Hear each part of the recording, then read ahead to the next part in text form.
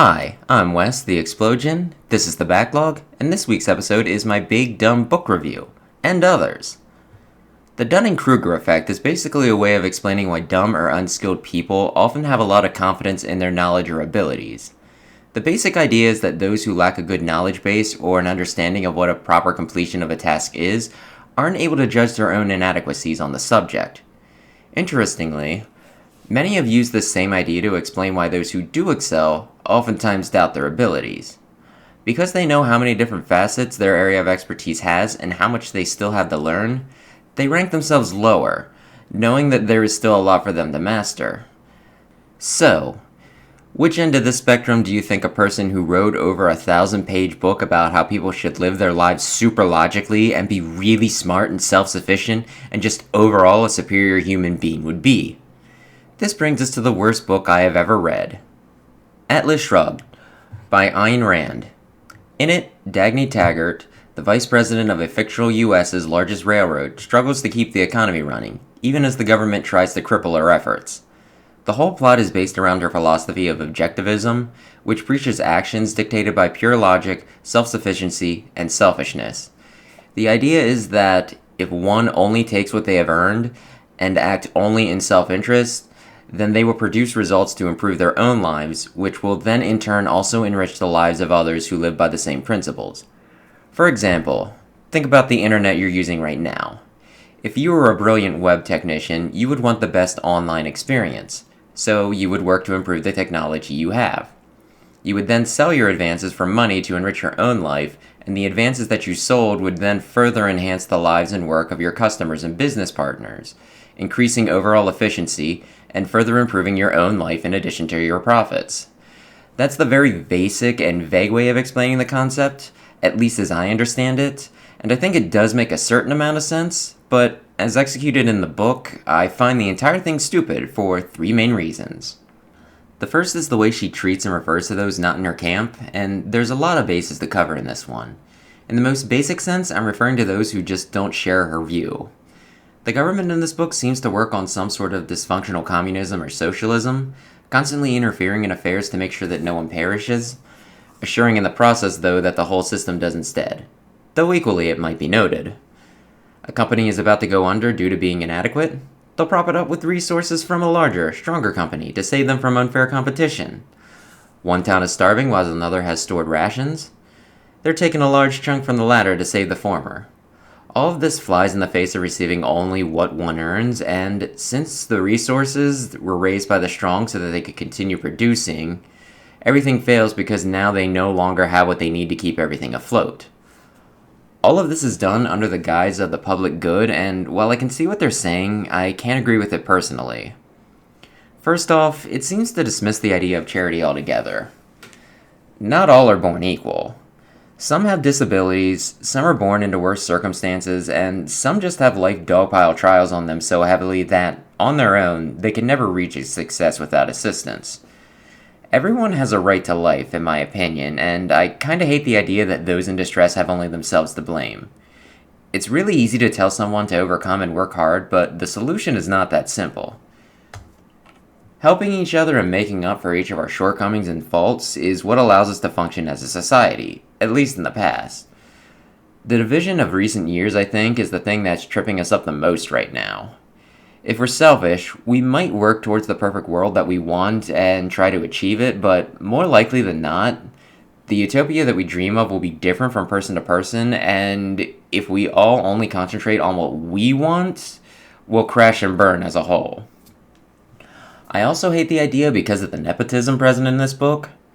Sure, some, like the steelworker Hank Reardon, came from nothing and built their fortune from the ground up, but the main character, Dagny, is the vice president of the railroad because her grandfather built the railroad. Yeah, her accomplishments are her own. She needs to work hard to keep things running and not let them fail when other people in her company and the government make poor decisions, but she was only given the opportunity in the first place because of her birth. This book takes place probably in the 1940s or 50s, so realistically, a woman wouldn't even have been given the chance in the first place if not for extraordinary circumstances, such as who her family was. This is even more irritating when you take into account that another failing of the government is that most laws and deals here are made based off of trading favors. Would not what parents you were born to be the epitome of an unearned favor? That said, this is a point I can agree with to a large degree. It seems like a lot of things in life are determined by who you know more than what you know, and if you further leverage this position, you can get further still.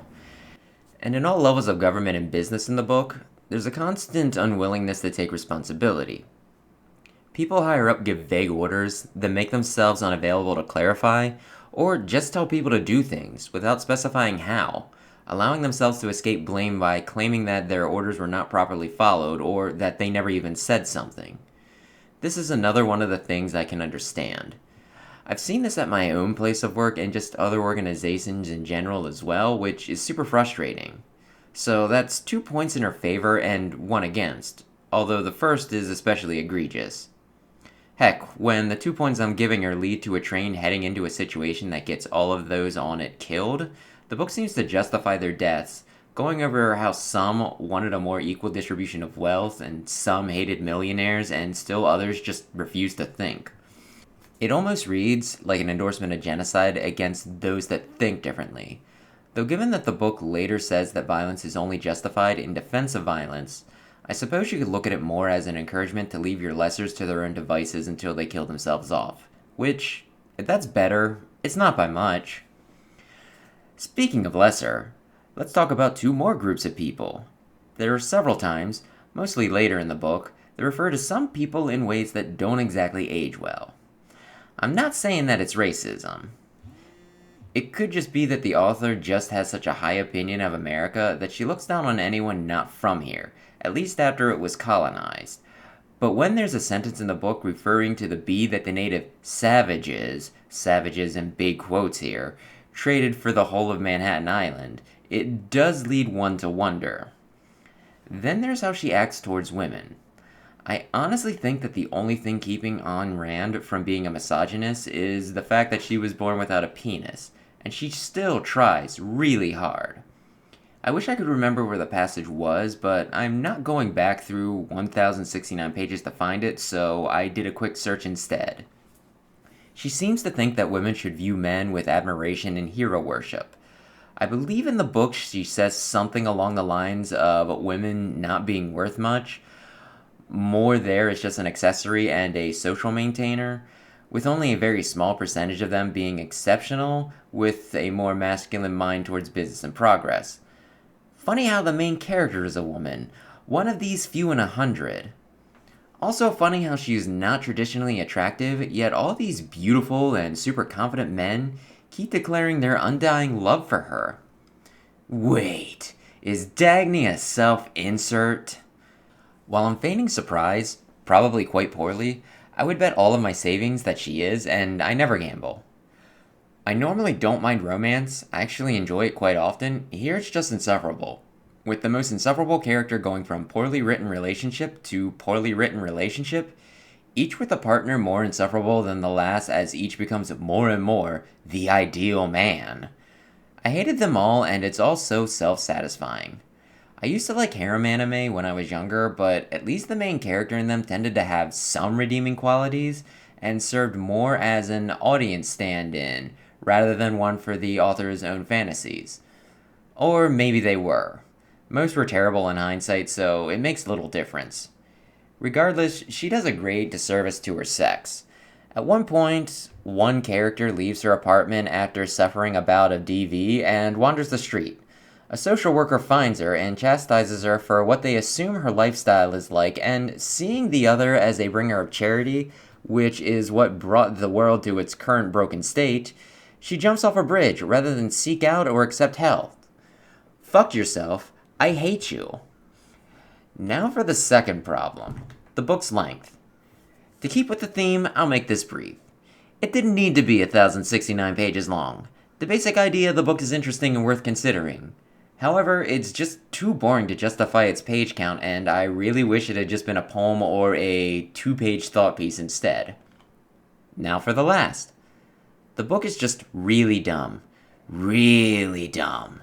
As I started off this whole rant, Most of the time, those that think they're super smart are often the opposite, and this book just thinks it's way too brilliant, superhumanly so. There's a quote from the author in the foreword that more or less says that her stories are the only interesting ones being written at the time. One character gives a speech for over 50 pages where he just kind of circles very similar topics and refers to him and his cronies as men of the mind, and afterwards, everyone is just awed by how super smart he was. They say that conformity and public good are being preached instead of thinking. In my opinion, a big part of intelligence, or at least wisdom, is being aware of the limits of what you know. So, by my logic, which I arrived at through my own thinking, anyone who claims to have all the answers and truly believes that they do is the biggest dumbass around. I find it especially funny that even though the antagonists are portrayed as the biggest morons in existence, who only bumbled their way into power through the current broken system, one of them still manages to trick the main character, the most competent woman who ever lived, with the most obvious trap ever conceived. It would have only been more obvious had they written it in the sky with fireworks as the guy was talking. Also, all of the so-called men of the mind use the gold standard for trade in their secret circle, stating that it is the only objective standard of value in existence. No. No. I may not have read enough, but my understanding is that gold is a soft metal, not really good for much, and valued only due to its rarity and shininess. I'd argue that my amiibo collection is objectively worth more than a bar of gold, due not only to looking nicer, but also having functionality. And it has rarity too, if we're gonna make that argument. If you offered me a $1,000 bar of gold, or a Switch, I'd take the gold and use it to buy a Switch in games. Gold means nothing to me, and if we didn't assign an arbitrary value to it, it wouldn't mean anything to anyone else either. But yeah, sure, let's say that it's objectively worth something because, I don't know, I could gold plate something, making it look tackier and quite possibly kill some of its functionality as well. Let's look down on those that have no concept of property while praising ourselves for putting value on a shiny rock. Ooh, shiny. So advanced. The book is not as clever as it thinks it is, and in many ways has a more primitive outlook than those it mocks. Now, with that said, I do have some additional thoughts. There's a brief bio on Ayn Rand at the end of the book, which helped me to understand her thought process a little bit. She was born in Russia, and early on in life, it sounds like her father's business was killed due to government interference. She seemed to fall in love with the idea of America and that those that worked hard could rise to the top, so when given the chance, she came over on a temporary visa and just never went back. And I can respect that. I get where she's coming from. But the part where I said given a chance is the problem.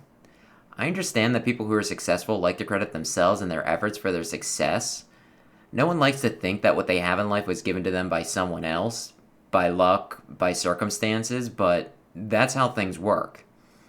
It wasn't by her choice that she was born in Russia, but she also did not earn the right to have relatives in America that she could visit for the chance to move here. When she got a job in Hollywood, she made the most of it and managed to make the connections that got her published, but that initial chance seemed to have come from a random situation, which seems to have been the kindness of a stranger. I don't know, there might be more to it than in that tiny bio, but I believe that a lot of success is a combination of effort and luck, with it oftentimes being more the latter than the former. So I just hate the idea that those that are at the top earn their place all by themselves and as such should be allowed to do as they wish because they're obviously smarter and more capable than the rest of us. Without getting too into politics, I'd say that I believe the opposite is more often true. I think one of the things that bothers me the most about all this is that at the back of the book, I was given contact information for a group that advocates for objectivism, her own special philosophy that we talked about. I try to be tolerant of different opinions, and it's normally interesting to hear what other people think, even if I don't agree, but when what you're preaching seems actively harmful, I take exception to that. Overall, it just seems like a theory for dumb people who think they're smart. I don't know. That's my opinion on the whole thing.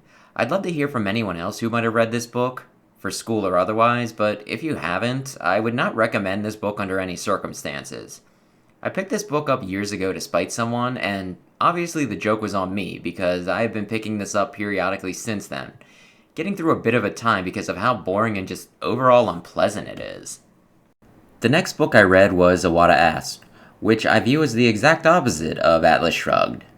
Fiction versus nonfiction, long versus short, heavy reading versus easy reading, arrogant stupidity versus humble genius, selfishness versus kindness. I don't think the book or the man needs much introduction, but Satoru Iwata was the late president of Nintendo. This book features interviews with him and some of his close co-workers and friends. And I mean and, not or. The man himself talks about his early experiences in programming and business and the philosophies he took in both. I get so frustrated at my job, seeing how the higher-ups run things and feeling like just a cog in the machine. If I could get my salary until retirement to walk out of the place, I would. However, I feel that if someone like Iwata-san were running the place, it would have my undying loyalty. I don't want to get into it because I could never explain better than he did himself, and honestly, with some of the business and computer lingo he sometimes uses, a few things went over my head. But he strikes me as a boss anyone would be lucky to have, and it's no surprise that I've never heard a bad thing about him from those who knew him. The world is a worse place with him gone, but a better one for him being a part of it. I'm a robot person who is incapable of crying, but I did feel pretty emotional near the end of the book, where they interviewed those he worked closely with and they talked about him near the end of his life and his passing. If I can confess something, I still feel kind of guilty that, at the time just before his passing, I had a very low opinion of Iwata-san.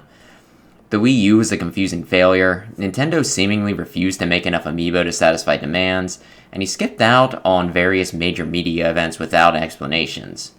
Only after his passing did I hear about his illness, his taking a major pay cut so that his employees would not suffer, all the work he did to help other people in Nintendo and those doing work for them with their programming, just how much he loved what he did. Nintendo isn't doing bad at the moment. They still have their missteps, but compared to a lot of other major game companies, it's relatively light in comparison. Still though, we'll never get back what was lost, and individuals like Iwata are increasingly rare. I think those of us that grew up with Nintendo and Iwata-san's work will always miss him, and if Nintendo continues to endure, as I believe it will, I believe that history will remember Satoru Iwata fondly as well. If you get the chance, read Iwata Asks. If you're in business, you might learn something useful. And if you're not, you might at least get to know a decent human being. At least a little bit. The last book on our little tour is Flowers for Algernon by Daniel Keyes. I read this book back in elementary school, I think in 5th grade. I liked it at the time, but when I remembered it recently, I got the impression that it was intended for a much higher reading level. When the book arrived, it was longer than I recalled, making me wonder if perhaps I had read a much shorter abridged version, pared down to fit in a reading textbook, with maybe some stuff that was inappropriate for 5th graders taken out. And boy, was I right. The story is about a mentally challenged man, Charlie Gordon, who wishes to become smart. At the college where he goes to try to learn to read and write, some scientists are running an experiment to increase intelligence.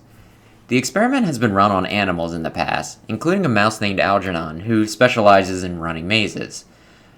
However, every animal besides Algernon has, in the past, reverted back to their standard intelligence. Charlie signs up to be the first human to try the procedure, keeping a journal as he goes, which is how the novel is structured. And he soon begins to see results.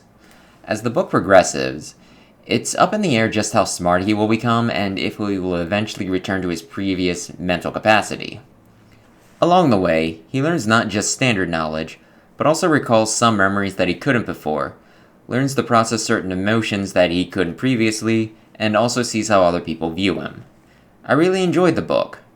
I don't have a ton of experience with learning disabilities, so I'd be interested in hearing what those who do think of it though. I think the book has a lot of great messages, the most basic ones seeming to be to treat others with kindness. If you make fun of somebody mean-spiritedly, even if they don't quite pick up on it and you pretend it's all in good fun, it's still cruel. Even if they don't understand, some of it might creep into their subconscious and manifest in some other harmful way.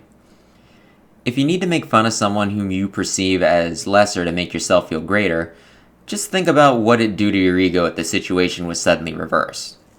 And above all, no matter what a person's circumstances or ability, treat them as human because they are.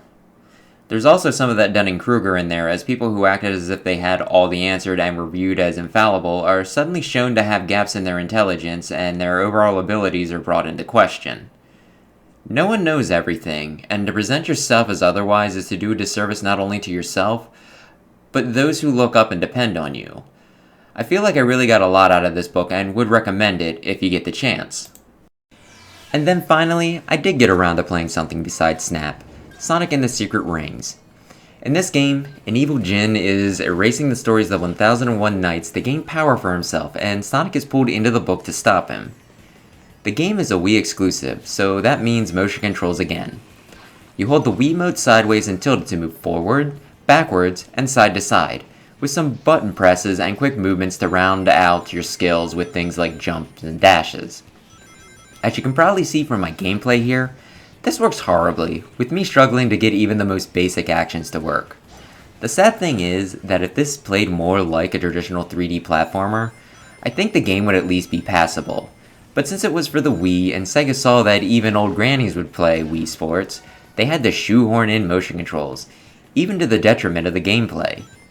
It's really quite sad, or at least it would be if I didn't really dislike the 1001 Nights. Weird given my name, isn't it? The whole set of stories just made me uncomfortable when I read them many years ago. The premise is basically a king's wife cheats on him, so he executes her. He then marries a young virgin every night and has her killed the next day before she can become unfaithful. Then one young woman volunteers to marry him and comes up with the brilliant plan of making her final request to be to have her sister visit her so that she can tell her a story, never having a story conclude at the end of the night so that the king will be curious as to the rest and keep her alive. For just one more night, for 1001 nights, which proves to be enough to break his nasty habit. At one point in the game, the king shows up as a target for the evil djinn, making me say, "Oh no, not that guy.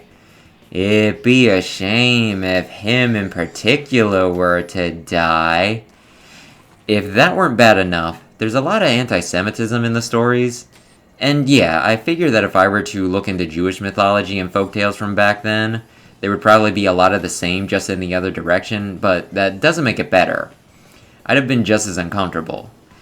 And to add insult to injury, the version I got was of an earlier iteration, with some of the more famous stories like Aladdin and Alibaba getting added in later editions, so I didn't even get to read what are considered some of the better tales.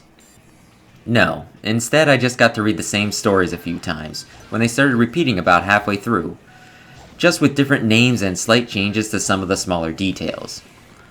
Also, misogyny.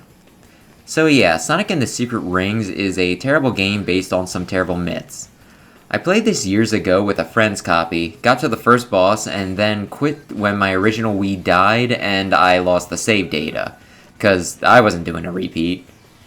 When I was collecting Sonic games years back, I got my own copy, so I figured I should at least give it a bit of playtime, but I was much more willing to put it down this time around though. I played it for roughly an hour before I said no more. Unless Sonic is your life, avoid it. And maybe only read a few of the highly regarded tales from the 1001 Nights, but not the whole thing, unless you're a mythology nerd. And if you do, remember, I warned you!